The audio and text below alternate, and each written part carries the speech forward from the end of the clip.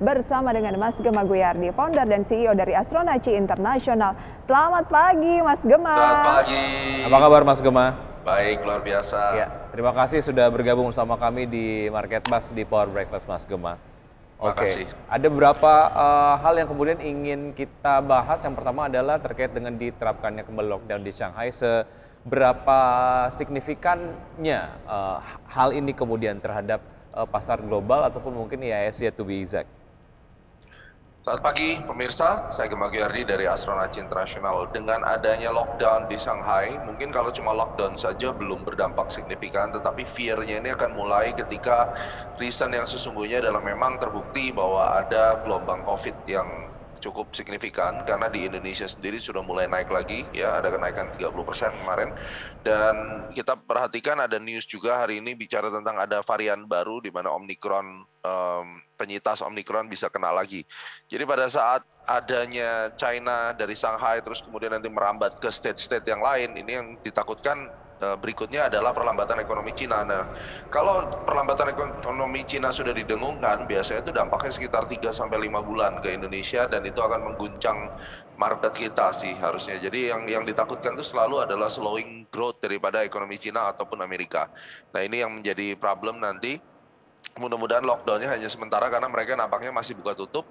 Karena kalau China benar-benar di lockdown dan internasional dia di lock, itu juga akan mempengaruhi pariwisata dan Indonesia bisa kena lagi. Jadi ini sebenarnya nantinya akan efek fear-nya yang mungkin akan berdampak ya, hype dan fear-nya. Secara psikologisnya begitu ya, akan memberikan dampak. Oke. Global regional kita tahu bahwa pada pagi hari ini di akhir pekan berguguran atau turun gitu ya. Apakah itu artinya IHSG juga mengarah turun di tengah gempuran sentimen yang bisa dinilai cukup negatif untuk jangka pendek ini ya? Kalau kita perhatikan dari kenaikan sejak di bottom ya, waktu itu tanggal 13 Mei sampai ke atas, indeks kita itu membentuk V-shape reversal dan itu juga kayaknya disebabkan karena gotonya reverse yang cukup signifikan. Karena kita lihat dari beberapa market mover lainnya mungkin cuma batu bara saja yang naik signifikan. Nah, dengan adanya pembalikan arah atau kemarin juga membentuk sebuah pola-pola yang tidak nyaman, gap sudah ditutup di 7.200, jadi memang ada peluang untuk dia kembali lah, at least turun sampai 6.900 lagi, which is itu masih sangat normal kalau dia harus turun sampai 6.950 sampai 7.000 ya, dan kita melihat minimum tanggal 13 ya, berarti hari Senin nih. Tanggal 13 itu bisa menjadi bottom fishing lagi. Yang perlu kita perhatikan adalah seberapa kali ini kekuatan daripada reversalnya, dan saya melihat keseluruhan indeks kita bergerak di dalam fase sideways besar to bullish. Itu secara jangka menengahnya, sehingga kalau misalnya ada koreksi-koreksi besar itu bisa dimanfaatkan untuk buy on weakness. Baik, oke. Ini secara optimisme dari investor sendiri terhadap IHSG ini nampaknya mungkin akan tercermin hingga akhir tahun begitu ya, mengingat secara fundamental IHSG memiliki resiliensi yang cukup tinggi terhadap apa yang kemudian terjadi di global. Oke, tadi kita sempat membahas mengenai kapitalisasi Gotoh yang sukses menyalip Telkom. Secara analisa sebetulnya seberapa menarik Mas Gema? Kalau saya lihat Gotoh tuh pada akhirnya sih 800 harusnya bisa tercapai ya, karena ini saham satu dengan size yang begitu besar, terus kemudian tiba-tiba sekarang sudah masuk LQ45. Jadi secara pola pergerakan harganya, itu yang pertama kita amati dulu pola pergerakan harga, karakternya dengan volatility yang lumayan tinggi. Untuk mencapai harga 800, nanti tidak lama lagi kan akan banyak sekuritas-sekuritas yang mengcover secara fundamentalnya. Coba kita lihat target price mereka berapa, tapi dari yang saya perhatikan sekarang harusnya angka 800 itu mungkin akan banyak nanti one day yang mengcover dan memberikan target seperti itu. Ya, jangka waktunya sampai 800? Kita perhatikan mungkin setahun dari sekarang. Ya. Oke, harga terakhir di 384 memang ya. Cukup jauh, itu 850 lah kurang lebih. Dan perjalanan dari sekarang sampai 840 kan 100% lebih. Jadi buy on weakness itu bisa dimanfaatkan. Yang kedua, dengan market cap sebesar ini yang juga sebenarnya menjadi rawan untuk IHSG. Sometimes kalau Gotohnya misalnya ada masalah dan kemudian dia drop jauh, market kita bisa minus banyak.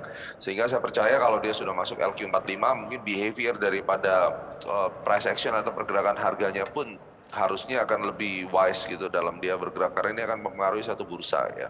Karena indeks kita kan weighted average, sehingga kalau ada satu emiten yang bobotnya atau kapitalisasi pasarnya lebih besar daripada yang lainnya, atau tiba-tiba sekarang kalau kita perhatikan dia udah 3 terbesar ya, Telkom udah disalip. Nah ini tentunya ini satu sejarah gitu, saham yang di bawah 500 tapi market cap-nya 3 besar gitu ya, sesuai data yang ada di screen. Nah ini menjadi satu hal yang perlu untuk kita amati, ini bakal menarik dan emiten ini terlepas dari apapun nanti bisnis model yang mungkin masih merugi dan seterusnya tentunya harus dijaga karena kalau tidak akan mengganggu stability daripada IDX. Oke, kalau dari Astronaci sendiri, bagaimana rekomendasi secara langsung untuk Gotoh? Gotoh sekarang sih dengan posisi dia sudah reverse kayak begini buy on weakness ya. Jadi sudah cukup jelas di sini. Kalau saya bisa dapat harga 330 sampai 340, mungkin itu adalah area yang saat ini terbaik. Gitu. Adakah target yang sudah di riset dari Astronaci mungkin 550 untuk saat ini. 550 untuk Gotoh. Nah, kalau dari market cap ini kita lihat ya, Wiki dan juga pemirsa bahwa Telkom disalip. Nah, mungkin untuk pemirsa di rumah, apakah itu menandakan Telkom jadi saham yang kurang oke atau seperti apa, Mas Gemah?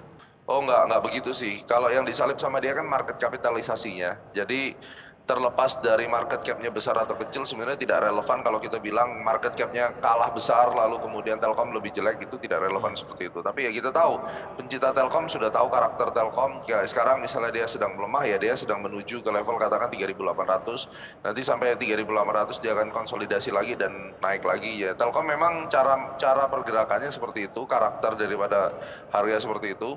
Dan biasanya orang lama akan tahu bahwa ini dijadikan balancer market gitu. Jadi kalau misalnya marketnya naik terlalu tinggi atau kenaikan-kenaikan yang tidak sesuai dengan skenario atau tidak sewajarnya, maka Telkom biasanya digunakan sebagai balancer. Dia akan turun gitu ketika market naik dan sebaliknya. Pada saat indeks kita turun cukup signifikan, maka Telkomnya yang akan dibuat naik.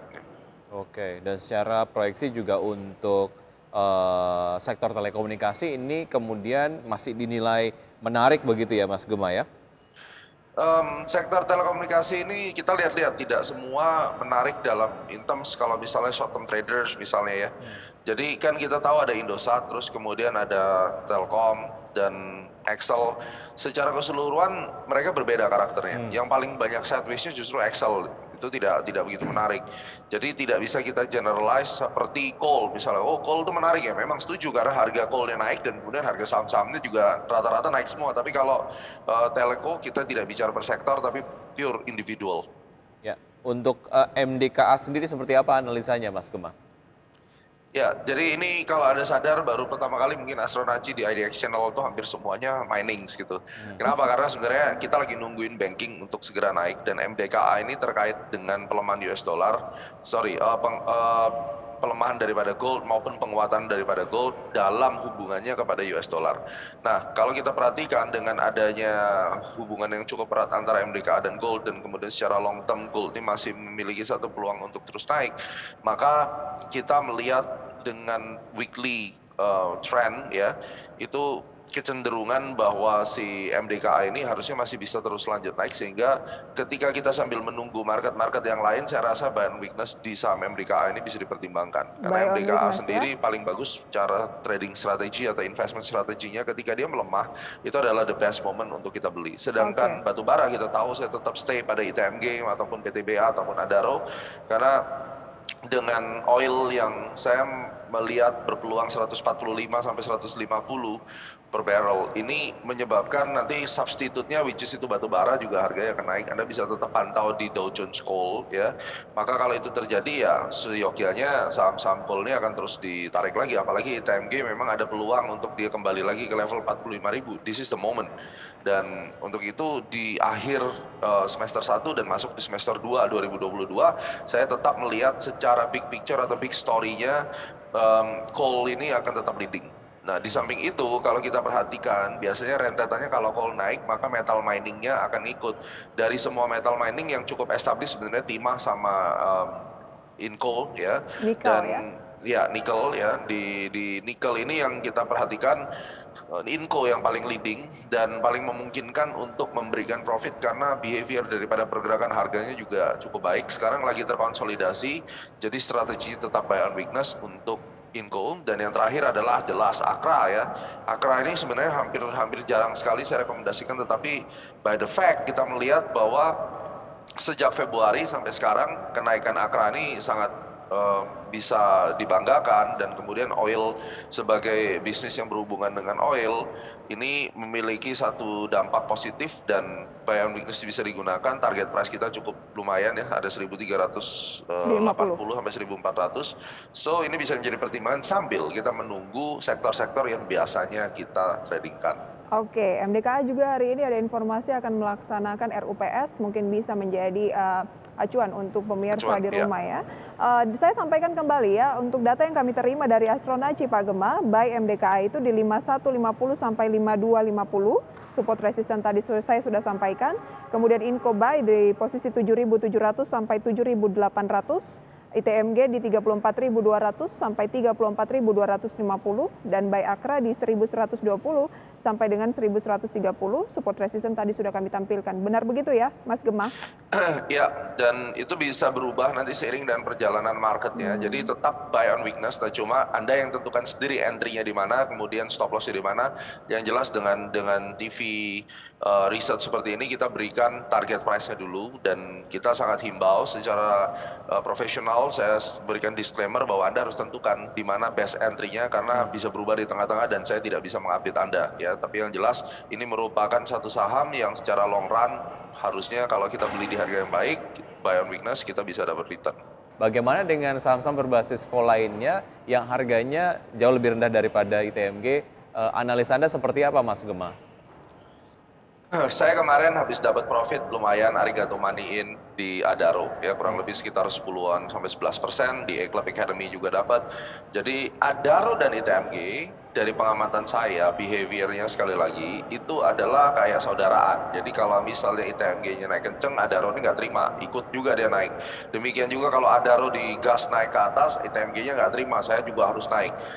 Benefitnya ITMG itu harganya cuma 1/10-nya dari, Adaro itu harganya 1/10-nya dari ITMG.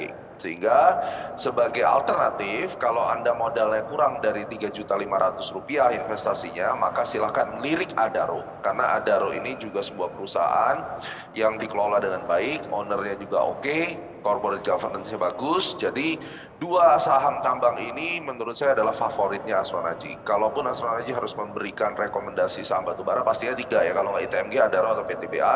Tetapi saya tetap mengacu kepada ITMG dan Adaro.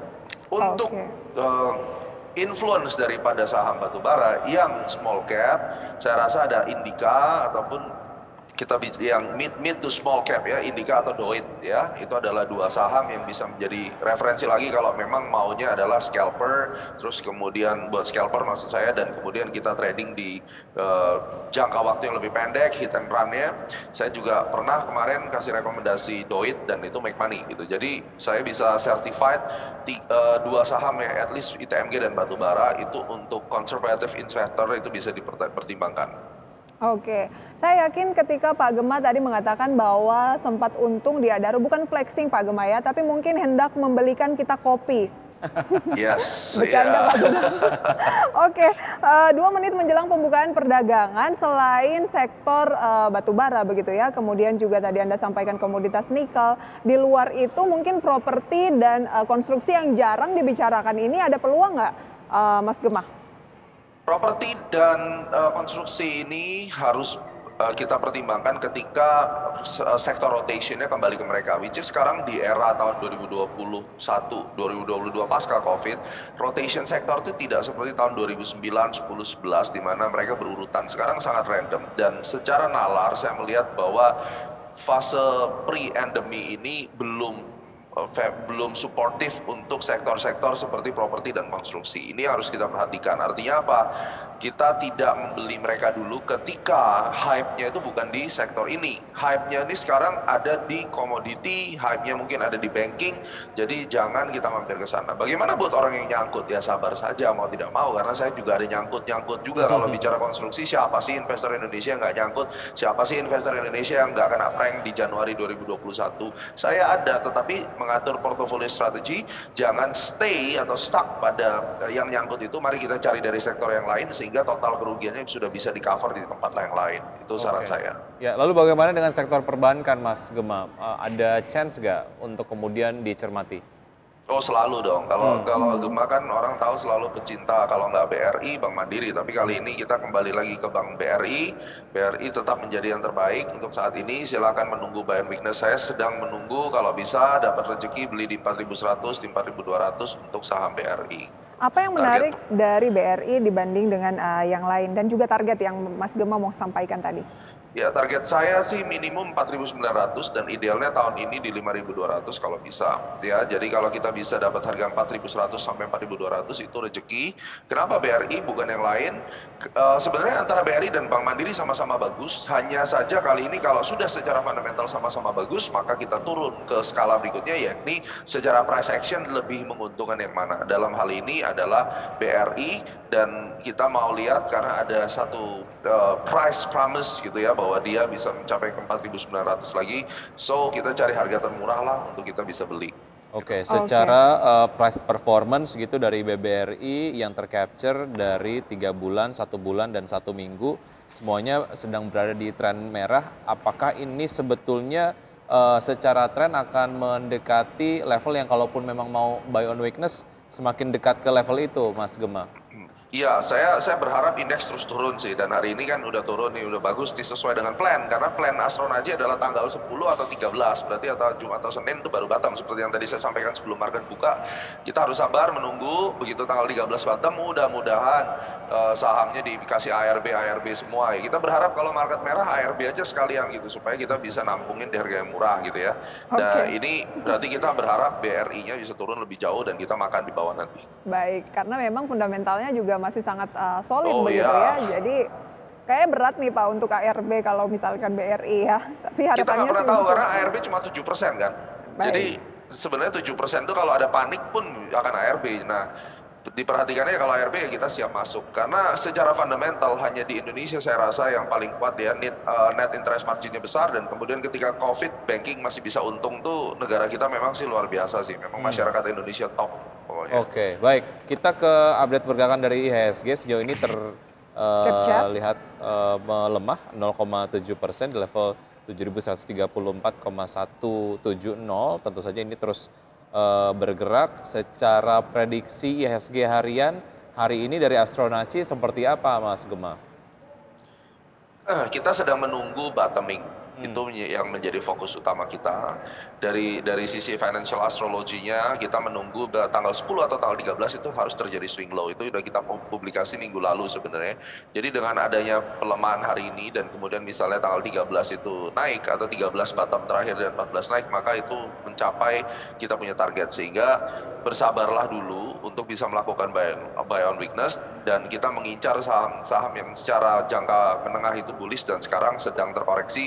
Kita masuk, jangan takut untuk membeli itu. Oke, kelihatan dari net foreign buy pada pembukaan perdagangan pada pagi hari ini rata-rata merah gitu ya.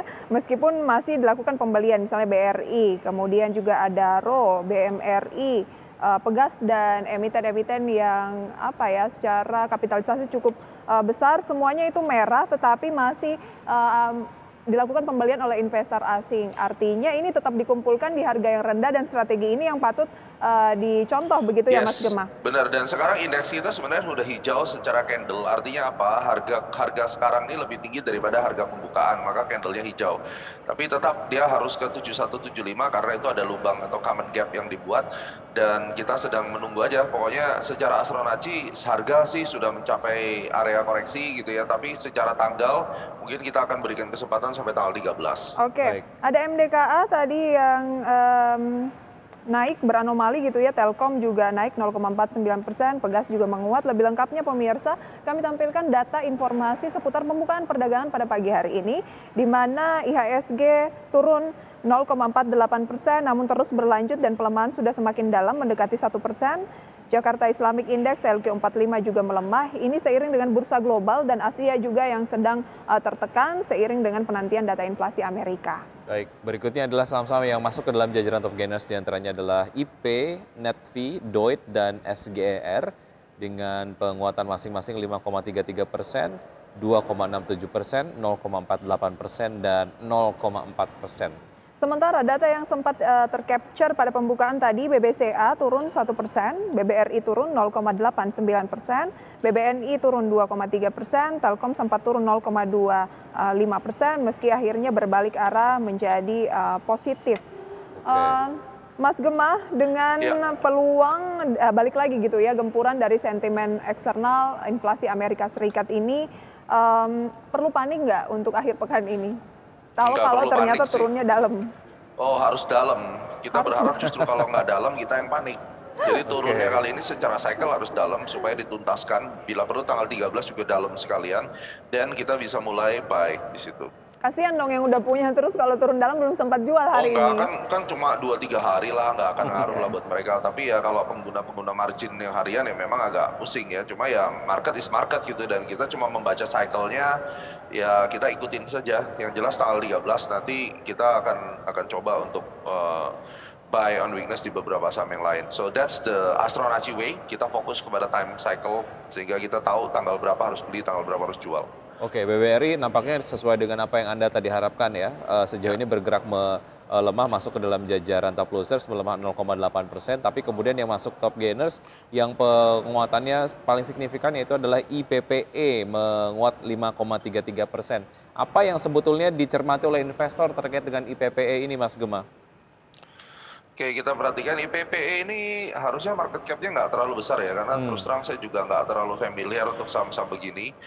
Kalau kita perhatikan dia mulai keluar dari tren bearish-nya, dan kalau dalam kondisi seperti ini Anda mau membeli antara 285 sampai 305 ya, itu adalah range-nya.